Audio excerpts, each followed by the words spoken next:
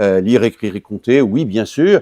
Mais déjà, Ferdinand Buisson, qui est le grand penseur de l'école républicaine à l'époque de Jules Ferry, distinguait dans les fondamentaux ce qu'il appelait les fondations et les fondements. Hein, une maison, ça a besoin de fondations. Il faut des fondations. Il faut que dans la terre, il y ait un peu de béton, qu'on creuse, qu'on stabilise. Ça, ce sont les fondations. C'est technique. Ça, c'est le lire, écrire, compter. Mais les fondations ne sont pas le fondement. Une maison, son fondement, c'est ce qu'on va en faire. C'est qui va l'habiter, à quoi elle va servir. Et ça, réellement, on ne se le pose pas comme question. Je vais prendre un exemple très simple.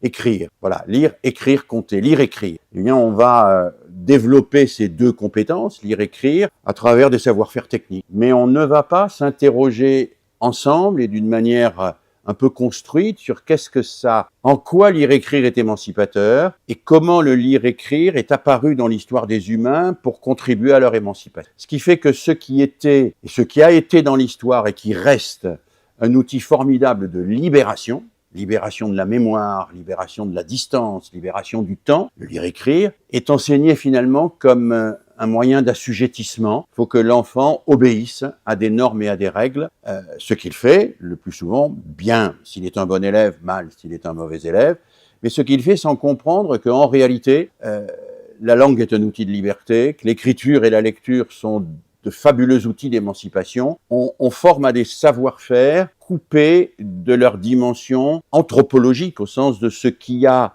dans l'histoire des hommes, fait de ces savoir-faire un véritable progrès pour l'humanité.